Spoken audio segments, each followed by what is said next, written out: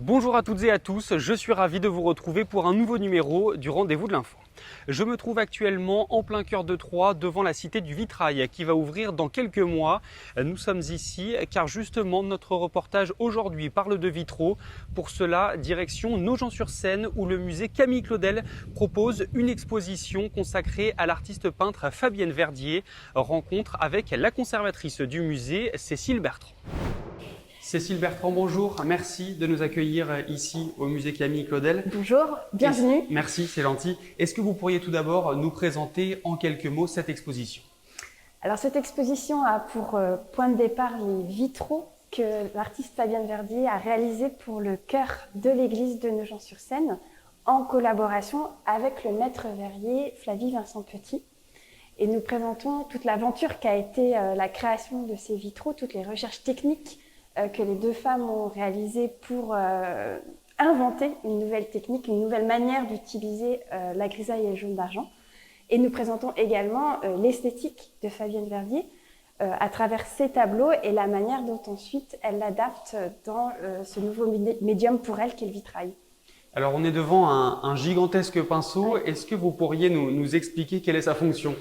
Alors, c'est avec ce pinceau que Fabienne Verdier a peint les vitraux de notre église. En fait, Fabienne Verdier, elle s'est formée en Chine, toute jeune étudiante. Elle est partie apprendre la peinture chinoise traditionnelle dans une école des beaux-arts chinoise.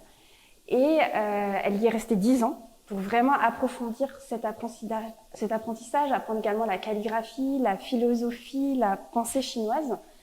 Et elle en a retenu le principe qui est que les peintres chinois peignent avec un pinceau vertical sur une feuille horizontale et c'est la gravité qui permet à l'encre de s'écouler et la main va simplement venir guider le pinceau pour donner sa forme au trait. Et revenue en France, elle a gardé ce principe de la verticalité et de la gravité, mais elle a peu à peu fait grossir son pinceau pour peindre des formats monumentaux jusqu'à avoir ces grands outils qu'elle accroche au plafond de son atelier sur lequel il y a des rails qui lui permettent comme ça de déplacer le pinceau qu'elle manie avec un guidon de vélo pour venir peindre sur les toiles qui sont posées sur le sol à l'horizontale et avec toujours ce principe d'une peinture très liquide qui se concentre au milieu du pinceau et qui va venir s'écouler avec la gravité et c'est le geste pas seulement de la main, mais vraiment du corps du peintre qui va donner sa forme au trait qui va s'imprimer sur le tableau. Alors on va attaquer avec une première pièce. Présentez-nous un petit peu ce qu'on peut voir et surtout comment ça a été réalisé. Alors, on a 3 tableaux qui font partie de la série Perpetuum mobile, qui tout de suite nous font comprendre que Fabienne Verdier cherche à peindre le mouvement, ce qui est un peu un paradoxe en peinture. Et elle cherche en fait à matérialiser des flux d'énergie sur ces toiles. Donc on voit que ce sont des grands formats, mais divisés en plusieurs panneaux. On retrouve là le rapport au corps de l'artiste, c'est-à-dire que ce sont des panneaux à l'échelle de son corps qui en même temps vont créer une sorte de grille orthogonale sur lesquelles ce geste, au contraire très libre, va venir se déployer et donner vraiment, insuffler cette énergie qu'elle essaye de nous transmettre à travers ces tableaux. On a un autre tableau qui, lui, s'appelle Vide Vibration, un peu sur le même principe, mais pour lequel on a une esquisse qui est projetée au sol. Pour certaines séries, elle a réalisé des esquisses filmées, où là, vraiment, on retrouve cette idée du mouvement, en fait, que là, on va pouvoir suivre en vidéo. Et ça lui permet dans ses esquisses de pas seulement conserver un croquis achevé comme dans une étude traditionnelle, mais vraiment de garder la mémoire du processus de réalisation du croquis et qui va ensuite lui servir à réaliser ces tableaux achevés. Ici dans l'Aube, il y a une vraie tradition du vitrail. Comment l'expliquer? Alors il y a vraiment eu un âge d'or pour le vitrail dans l'Aube au XVIe siècle, autour de la technique de la grisaille et du jaune d'argent. On en a ici quelques exemples sur des petits formats, mais en fait le principe est le même que sur les grandes verrières qu'on trouve dans des églises. Et on a matérialisé sur cette carte toutes les églises que Fabienne Verdier et Flavie Vincent Petit ont visitées au début de leur projet, Flavie Vincent-Ponny connaît très bien l'histoire du vitrail, en particulier dans l'Aube, et elle a initié Fabienne Verdier à toute cette tradition. On voit un certain nombre de photographies des vitraux qui l'ont particulièrement marquée et qui l'ont ensuite inspirée pour sa création. Et à partir de cette recherche historique, elles ont travaillé sur la technique qu'elles souhaitaient choisir pour leur réalisation. Et on a ici un aperçu de quelques-uns de leurs essais, puisqu'au départ, elles n'avaient pas d'idée préconçue. Il y a plein de manières en fait d'utiliser la grisaille et le jaune d'argent et de les marier ensemble. Et donc, vous voyez là, sur ces plaques, plein de possibilités qui s'ouvraient à elles, avec une difficulté. On le voit par exemple ici. En fait, ça a tendance à faire quelque chose de très mou au niveau du trait, cette technique notamment du jaune d'argent. Et donc, elle cherchait une technique qui permette d'avoir toute la force, toute l'énergie que Fabienne Verdier transmet dans ses tableaux et que, évidemment, elle tenait à conserver dans les projets de vitraux. Et elles ont finalement réussi à mettre en point une recette nouvelle, finalement, permettant de réaliser des traits monumentaux. Vous en avez ici un aperçu. Ce sont des oculus réalisés pour la chapelle de l'Hôtel-Dieu de Troyes. Donc, Fabienne Verdier a peint ce trait, ce vortex en jaune d'argent avec son grand pinceau.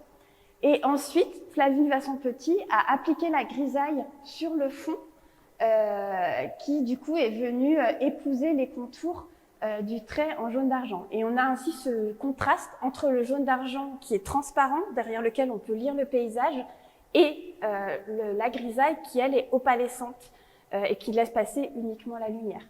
Et donc, cet oculus a été installé dans la chapelle de l'Hôtel-Dieu de Troyes, qui est une des pièces de la Cité du Vitrail qui va bientôt ouvrir dans cette ville.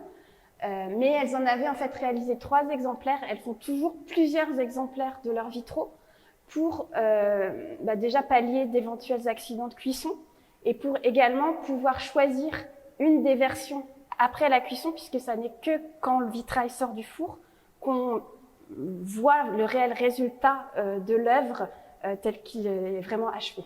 On entre maintenant ici dans une nouvelle pièce assez impressionnante avec donc ces vitraux, mais surtout la vue derrière. Ça, j'imagine que c'était une volonté de votre part? Alors, oui, on avait surtout la volonté de présenter cette série Topographie imaginaire en lumière naturelle, puisque c'est pour une lumière naturelle que les vitraux ont été conçus. Et c'est très important en fait d'avoir cette lumière changeante, l'évolution de la lumière au cours de la journée, suivant les jours également. Les vitraux sont toujours différents. Et il y a aussi ce dialogue qui s'instaure avec le paysage. Le titre est Topographie imaginaire. Et dans la tradition du vitrail, un vitrail ferme une baie.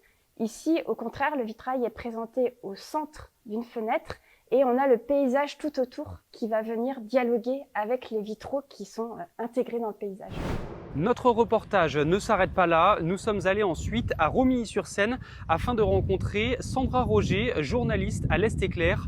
Nous lui avons posé la question suivante. Ce musée rencontre-t-il du succès depuis son ouverture? Ce musée a encore gagnerait encore à être connu parce que là, on est à peu près à 25 000 visiteurs par an. Les objectifs, c'était plutôt entre 35 000 et 55 000 quand il a été créé. Après, il y a eu beaucoup de polémiques à sa création.